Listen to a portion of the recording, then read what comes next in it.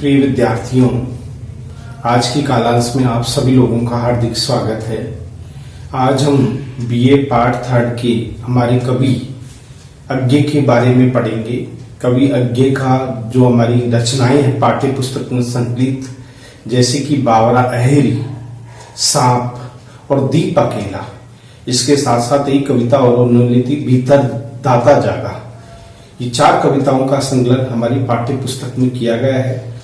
किंतु भीतर जागा दादा एक रहस्यात्मक अनुभूति का भाव है। इसके अलावा हमारी जो महत्वपूर्ण कविताएं हैं जो परीक्षाओं में अक्सर पूछ ली जाती है, उसमें है बावरा अहेरी, सांप एक सामान्य कविता है। ये 25 शब्दों की ये कविता है। और इसके अलावा एक कविता है इनकी दीप अकेला।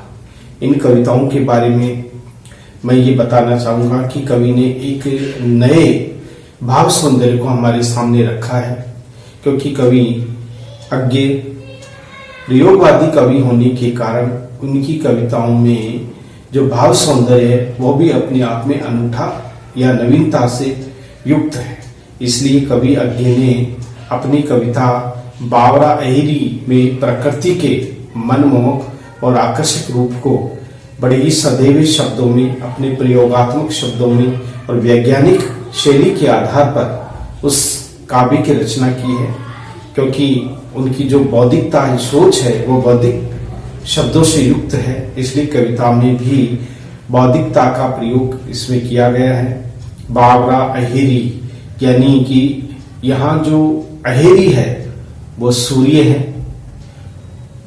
बावरे यानी पागल, अहेरी यानी सूर्य। प्रातः काल रूपी जो सूर्य है, पागल शिकारी को पागल की संज्ञा दी है, जो सारे संसार को मदांध होकर के वो अपनी लाल लाल किरणों रूपी जालों से सारे संसार को बांध लेता है, सिमेट लेता है। उसके जाल से कोई भी जड़ चेतन या कोई भी चीज बच नहीं पाती है। नदी नाले, गाय बकरी, उड़ने वाले बड़े पक्षी, सभी कुछ, जितने भी मंदिर मस्जिद, सब कुछ उसके उस चुंगल में फंस जाता है और वो सबका वध कर देता है। तो बावरा अहेरी एक यहाँ पर कवि ने उससे बावरा अहेरी को एक शोषित जमींदार और उस प्रतीक के रूप में उन्होंने स्वीकार किया है कि वो अगर चाहे बावरा अहेरी सबके मन से आशा की लाल लाल किरणों से वो नई आशावादी भावना उत्पन्न करता है, तो वहीं जमींदार सूदखोरों के मन में भी शोषण का जो विचार है वो समाप्त क्यों नहीं कर सकता। ये बावरा अहेरी है, ये सब में भेद करता है। जिसके अंधकार को, मन की द्वेषता को दूर करना चाहिए, वो द्वेषता दूर नहीं कर पाता है। इसलिए ये बावरा अहेरी जो है एक प्रतीक कविता है।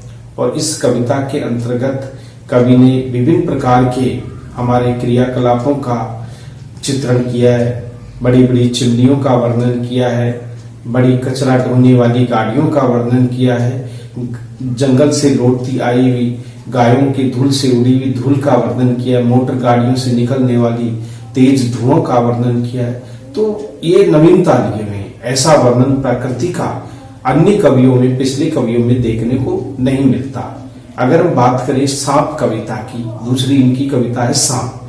अगर सांप कविता है तो उस कविता में मुख्य रूप से कवि ने ये बताना चाहा है कि आज का शहरी जीवन जीने वाला व्यक्ति मौकापरस्त, स्वार्थी और लालच से युक्त हो गया है। उसकी जो मनोभावनाएं हैं वो पूरी तरह से एक तरह से उसका जो दृष्टिकोण है वो पूरी तरह से बदल गया। वो शहरी वातावरण में आकर के उसमें बहुत सारे दुर्गुण आ गए हैं, बहुत सारे अवगुणों का समावेश उसमें हो गया है। इसलिए कवि ने यहाँ पर सांप कविता भी एक प्रतीक कविता है। व्यक्ति के दुर्गुणों का उसमें चित्रण किया गया है। सामाजिक जीवन से हट करके ऐसा व्यक्ति जो अपने दुर्गुणों के कारण पहले वो अच्छा था, किंतु अब शहरी संस्कृति और शहरी वातावरण ने उसके संपूर्ण मन मस्तिष्क को दूषित कर दिया है। इसका वर्णन भी कवि अज्ञे ने इसमें किया है। इसके अलावा जो हमारी तीसरी कविता है दीप अकेला। दीप यहाँ व्यक्ति निष्ठा का प्रतीक है, व्यक्ति का प्रतीक है। और जो पंक्ति है वो प्रतीक है समाज का। तो एक व्यक्ति अगर समाज से अलग रहेगा तो जितनी उसकी पहचान होनी चाहिए, जितनी उसकी प्रसिद्धि होनी चाहिए, वो नहीं हो पाएगी। अगर समाज की वो मुख्य धारा से जुड़ जाता है तो चाहे वो सेवक हो या कोई किसी प्रकार का नेता हो, लेखक हो, चिंतक हो, किसी भी प्रकार का वो व्यक्ति हो, निश्चित रूप से वो समाज के लिए, हमारे लिए प्रेरणा का स्रोत बनेगा। हमारा समाज उससे अग्रसर होगा, नई उसे जीवन धारा मिलेगी। इसलिए लेकिन यहाँ व्यक्तित्व को खोना पड़ता है समाज की मुख्य धारा से, क्योंकि समाज में बहुत सारे लोग होते हैं, बहुत सारी विचारधाराएं होती है, तो यहाँ पर व्यक्ति स्वतंत्र नहीं रह पाता। वह पूरी तरह से उस समाज के बंधनों से, परंपराओं से सब कुछ बंध जाता है। वह स्वतंत्र अस्तित्व की कल्पना नहीं कर सकता। उसका लक्ष्य समाज को नई दिशा, नई दशा प्रदान करना है। तो इसलिए इस कविता में, दीप अकेला कविता में भी कवि ने उन शोषित, पीड़ित और दुखी व्यक्तियों को समाज की मुख्य धारा से जोड़ने का आग्रह किया गया है, जो हमारे समाज से कट गए हैं, अपने अस्तित्व को अलग ही बनाए रखे हुए हैं, किंतु उनका अस्तित्व कोई महत्व का नहीं, कोई उपयोगिता नहीं है, केवल उनके लिए। अगर वो समाज की मुख्य धारा से जुड़ जाते हैं तो वो हमारी समाज की उस मुख्य धारा में गति देने में सहायक हो सकते हैं। जिस तरह से एक दीपक दूर जलता हुआ कम रोशनी का एहसास दिलाता है, वहीं यदि दीपों की कोई पंक्ति हो और उस पंक्ति में यदि किसी दीपक को रख दिया जाता है तो मुख्य धारा से वो जुड़ जाता है, समस्त प्रकाशों में उसका प्रकाश भी फैल जाता है। लेकिन उसके लिए उसे अपने व्यक्तित्व को खोना पड़ता है, अपनी पहचान को मिटानी पड़ती है, क्योंकि समाज में शामिल होने के लिए कुछ न कुछ कीमत अवश्य चुकानी पड़ती है। वो समाज की मुख्य धारा से जुड़ तो जाता है, किंतु उसका अस्तित्व वहां खतरे में आ जाता है। वह स्वतंत्र विचारधारा को या स्वतंत्र नहीं रह पाता, वह समाज की मुख्य धारा की उन बंधनों में ही बंधकर रह जाता है। यहाँ पर उपेक्षा नहीं है। कवि ने ये भाव बताया है कि वह व्यक्ति पहले अकेला था तो अपने स्वतंत्र मर्जी का मालिक था, किंतु वह जब समाज की मुख्य धारा से जुड़ जाता है, पंक्तिबद्ध हो जाता है, तो वह समाज के लिए कुछ करेगा, समाज के हित की ही प्रेरणा लेगा। तो इस प्रकार से ये हमारी कविता थी, वह दीप अकेला। तो इस प्रकार से आइए हम आज इन कविताओं के बारे में संक्षिप्त रूप से, वैचारिक रूप से उनके बारे में पढ़ते हैं, जानते हैं। परीक्षाओं में कई बार 2 या 3 कविताओं का एक सामान्य परिचय के रूप में एक प्रश्न पूछ लिया जाता है। तो इन दोनों के अलावा, यानी हमने एक काव्य सौंदर्य पहले हमने करवाया था क्वेश्चन, और एक ये, इनसे बाहर कोई भी क्वेश्चन पूछा नहीं जाता है। अब देखिए हम इस प्रश्न को हल करते हैं।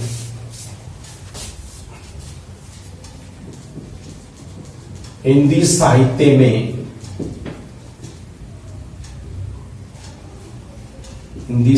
में प्रयोगवादी नवीन काव्य धारा को दिशा प्रदान करने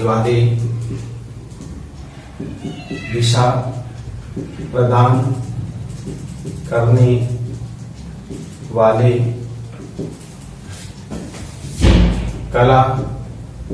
कला सौंदर्य के पार्थी, कला सौंदर्य के पारखी, भाषा को प्रयोगात्मक स्वरूप प्रदान करने वाले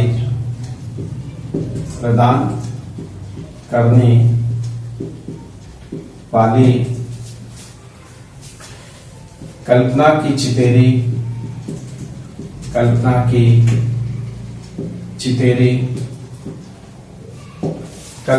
चितेरे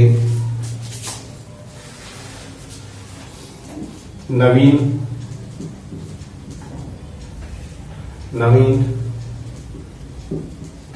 प्रयोगात्मक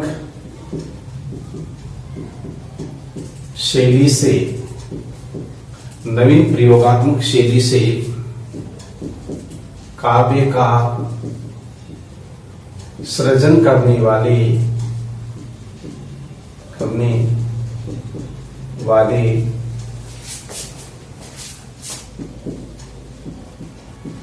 हिंदी भाषा के महान कवि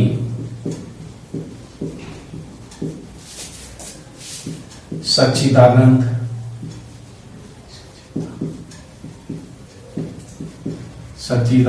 हीरानंद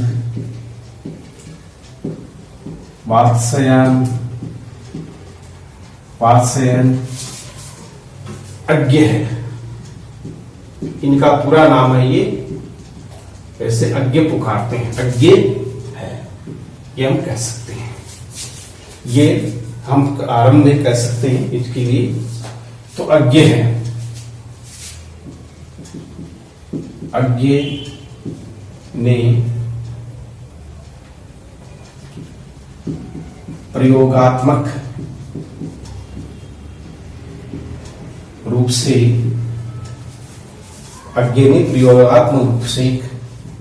अनेक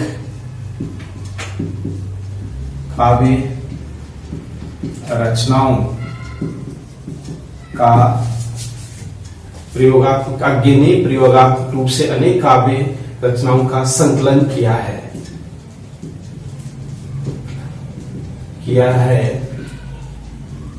हमारी पाठ्य पुस्तक में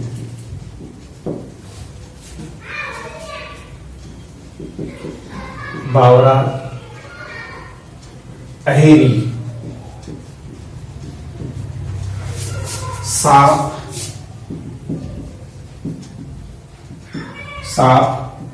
तथा वह दीप अकेला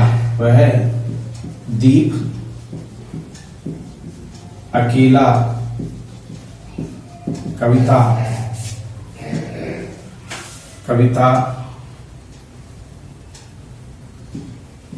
वह दीप अकेला कविता तथा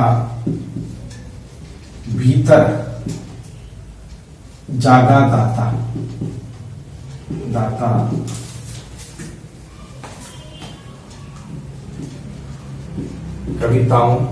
कविता का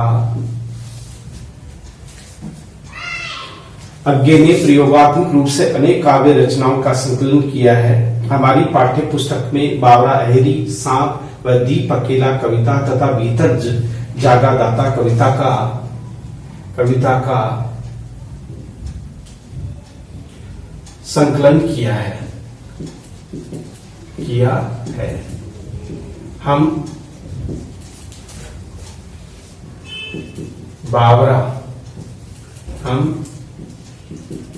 बावरा अहेरी, सांप, दीप अकेला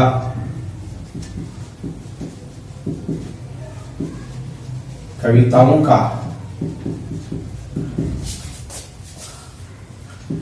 सामान्य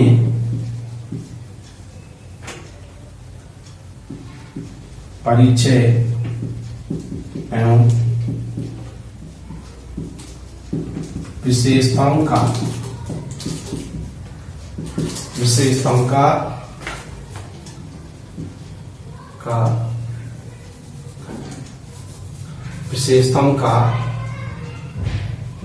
उल्लेख इस प्रकार कर सकते हैं, इस प्रकार से कर सकते हैं। किस प्रकार से हम इस प्रकार से इन कविताओं का उल्लेख कर सकते हैं? तो पहली है, नंबर 1 कविता है, वह है बावरा अहेरी।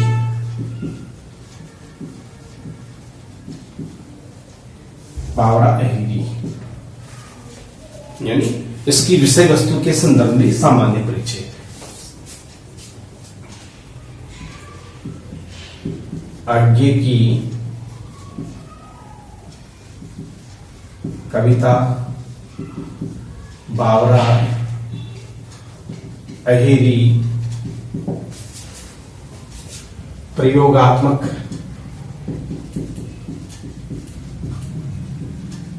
प्रयोगात्मक रचना है। अज्ञे की कविता बावरा अहेरी प्रयोगात्मक रचना है। कवि ने अपनी कल्पना के माध्यम से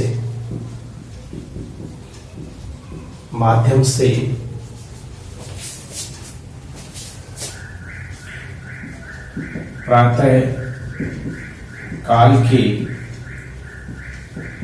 प्राकृतिक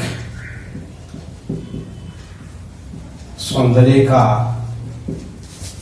यानी कवि ने अपनी कल्पना के माध्यम से प्रातः काल के प्राकृतिक सौंदर्य का मनमोहक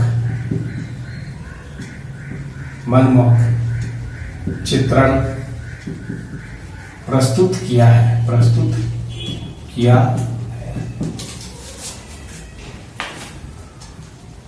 बावरा अहेरी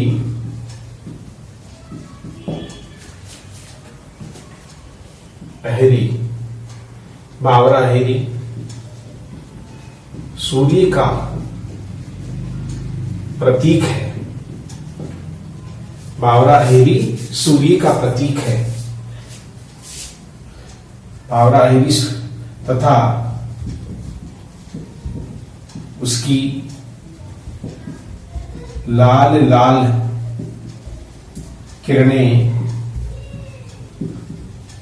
जाल का प्रतीक है। लाल लाल किरणें उसकी जाल का प्रतीक है। संसार की सभी वस्तुएं उस शिकारी के लिए शिकार है। संसार की हर वस्तुएं उस शिकारी के लिए शिकार है। कवि ने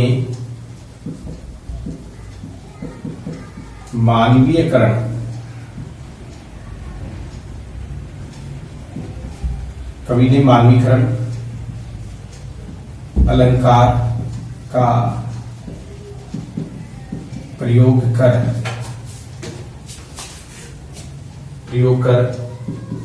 काव्य को नवीन स्वरूप प्रदान किया है। बावरा अहेरी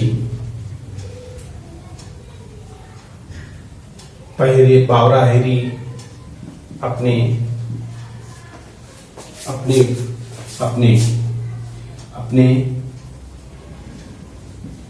किरणों रूपी जाल से संसार की छोटी बड़ी हर वस्तु को जाल में समा लेता है। वह कुशल शिकारी है।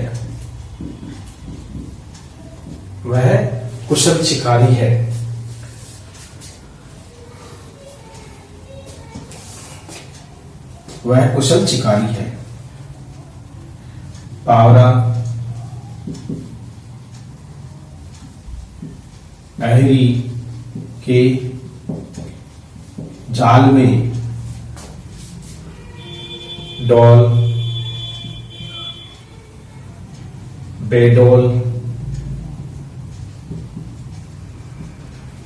बेडोल पक्षी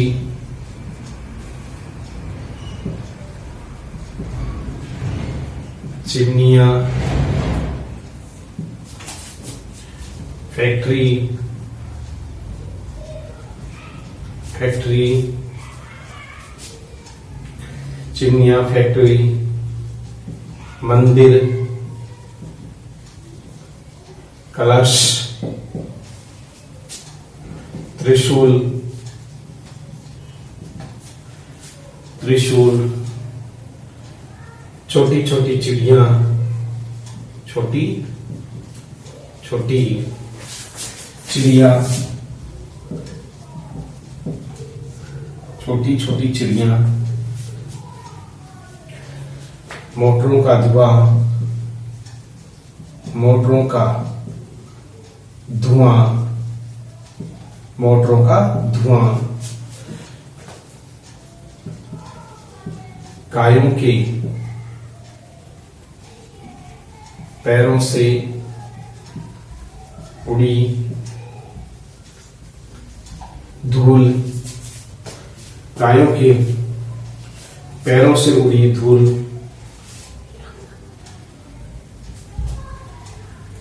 सबका सबका सबको वह शिकार बना लेता है। तो यहां तक हमने देखे। अब क्या करते हैं, बावरा अहेरी को क्या बताया है। बावरा अहेरी में आगे की कविता बावरा अहेरी प्रयोगात्मक रचना है। कवि ने अपनी कल्पना के माध्यम से प्रातः काल के प्राकृतिक सौंदर्य का मनमोहक चित्रण प्रस्तुत किया है। बावरा अहेरी सूर्य का प्रतीक है तथा उसकी लाल लाल किरणें जाल का प्रतीक है। संसार की सभी वस्तुएं उस शिकारी के लिए शिकार है। कवि ने मानवीकरण अलंकार का प्रयोग कर काव्य को नवीन स्वरूप प्रदान किया है। बावरा अहेरी ने अपने किरणों रूपी जाल में संसार की छोटी बड़ी हर वस्तु को जाल में फंसा लेता है। वह कुशल शिकारी है।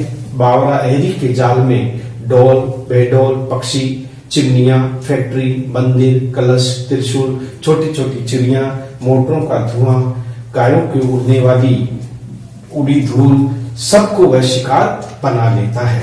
उसके लिए कुछ भी अवध्य नहीं है। उसके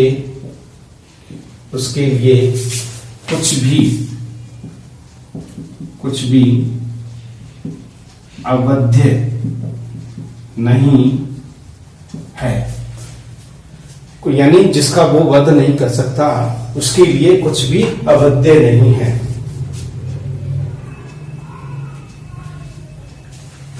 कवि ने बावरा अहेरी सूर्य को इसलिए माना है कि वह अच्छे और बुरे में, अच्छे और बुरे में भेद नहीं कर पाता है, भेद नहीं कर पाता है। वो सभी को वध्य योग्य मानता है। वह सभी को वध्य यानी जिसका वध किया जा सकता, उस रूप में वो देखता। वध्य मानता यानी जिसका वध कर दिया जाए, वध्य योग्य मानता है। बावरा का मतलब होता पागल। तो पागल इसीलिए मानता है जो अच्छे और बुरे का भेद नहीं कर, वे सभी को वध्य योग्य मानता है। कवि ने प्रातः काल उदयमान सूर्य को, कवि ने प्रातःकाल उदयमान सूर्य को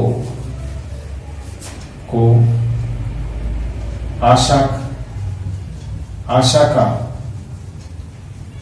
प्रतीक नहीं अपितु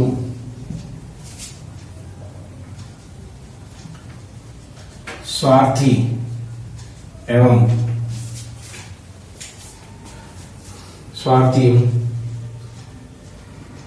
क्रूर माना है। प्रातःकाल उदय सूर्य को आशा का प्रतीक नहीं अपितु स्वार्थी और क्रूर माना है। प्रातःकाल प्रातःकाल यानी प्रातःकाल प्रभात का अहेरी, प्रभात का अहेरी, प्रातःकाल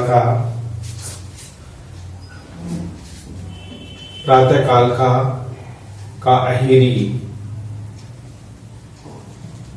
सबका वध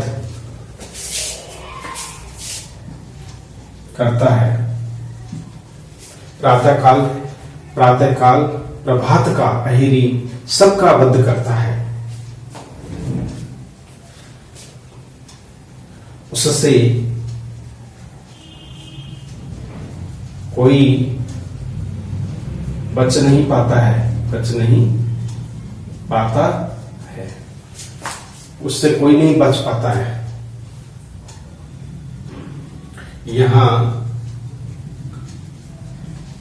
प्रातःकाल यानी कि यहां प्रातःकाल कहने का तात्पर्य है कि जो ये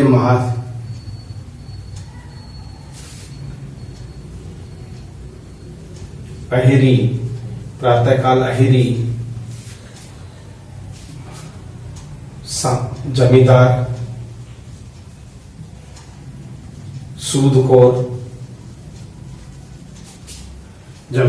सूदखोर, सामंत,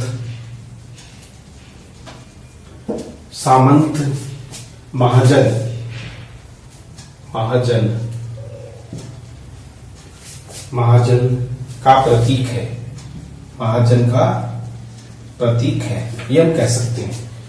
तो इस तरह से ये हम देख सकते हैं कि ये स्वार्थी क्रूर माना है। प्रातःकाल का अहेरी सबका वध करता है, इससे कोई नहीं बच पाता। यहाँ प्रातःकाल अहेरी जमींदार, सूदखोर, सामंत, महाजन का प्रतीक है।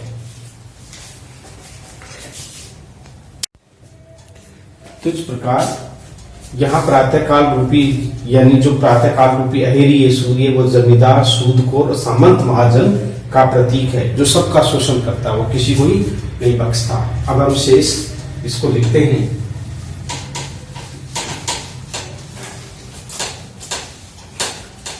इन्हीं के माध्यम से हम बताएंगे कि किस तरह से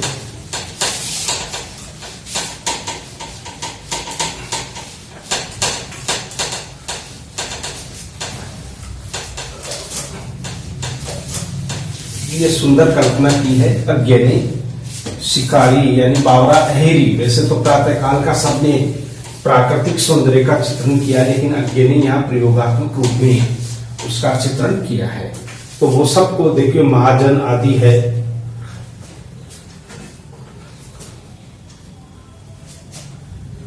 तो इस तरह से वो सबको मारता है।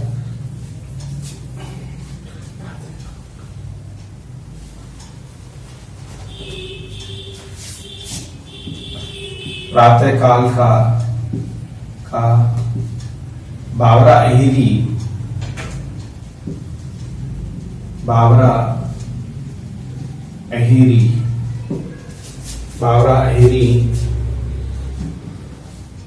निर्बल,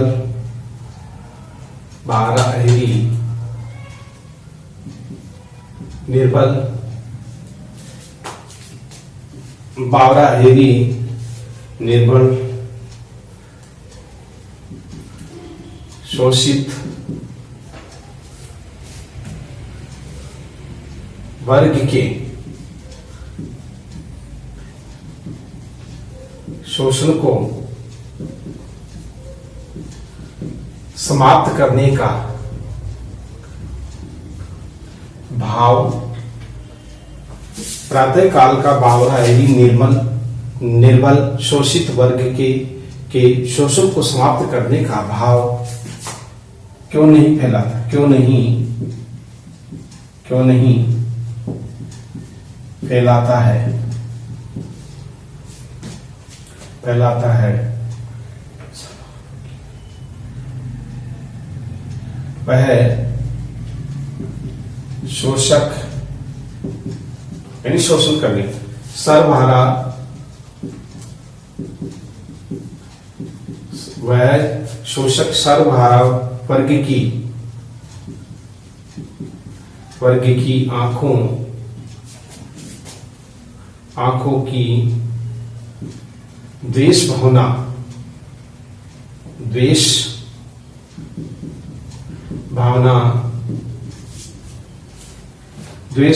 को क्यों नहीं मिटाता क्यों नहीं मिटाता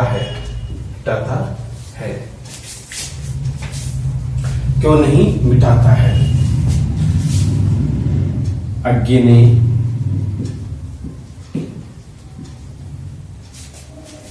बावरा अहिरी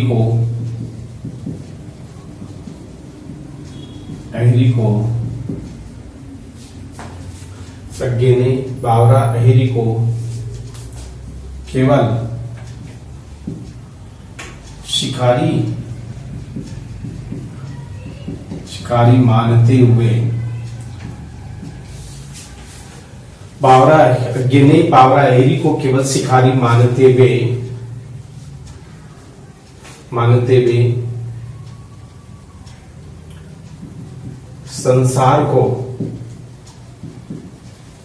संसार को शोषण के जाल में फंसते हुए दिखाया है। इसलिए उसे बावरा अहेरी कहा गया है, जो अतिशोक्तिपूर्ण नहीं है, जो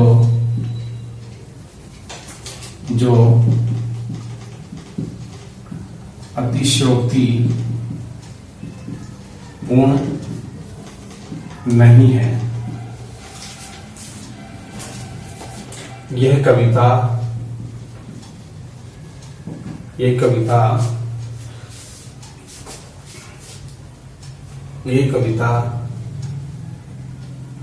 प्रतीक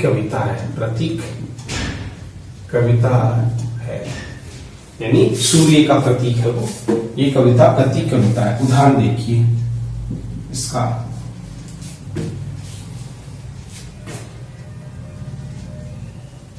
कुछ नहीं अवध्य तुझे सब आखेट है।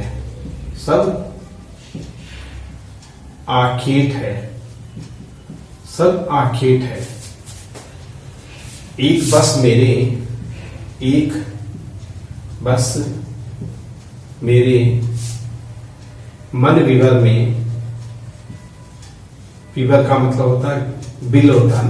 मन विवर में दुबकी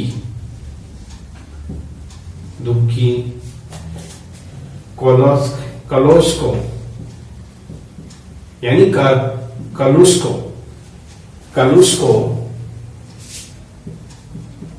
कलुष को दुबकी छोड़कर क्या तू यूं ही चला जाएगा। प्रश्नवाचक चिन्ह। तो यहां पर प्रश्नवाचक चिन्ह लगने का मतलब होता है प्रयोग। कहने का तात्पर्य है कि यहां पर कवि कहना चाह रहा है कुछ नहीं अवध्य सूर्य के लिए है, सब तेरे लिए आखेट है, यानी शिकारी है, शिकार है तेरे लिए। आखेट का मतलब होता है शिकार, तो सबका शिकार कर सकता है। बस मेरे मन के अंदर जो कलुषता है, जो मेरे मन के अंदर निराशा है, मेरे अंदर जो कुंठाएं हैं, मेरे अंदर जो द्वेष है, मेरे अंदर जो भी बुराइयां, उनको तू क्या नहीं मिटाएगा? फिर तेरी तू किस काम का? तेरी जो किरणें हैं, तेरा जो अस्तित्व है वो किस योग्य है? तो यहां पर इस पंक्ति में अज्ञे ने अज्ञे ने मन के निराशा भाव को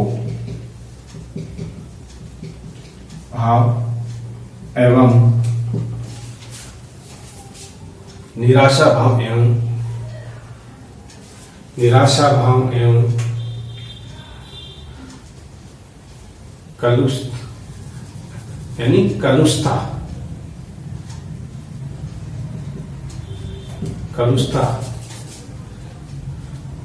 कलुष्था का इस पंक्ति में कवि मन के निराशा भाव एवं कलुष्था का बखान कर सूर्य के समक्ष एक प्रश्नवाचक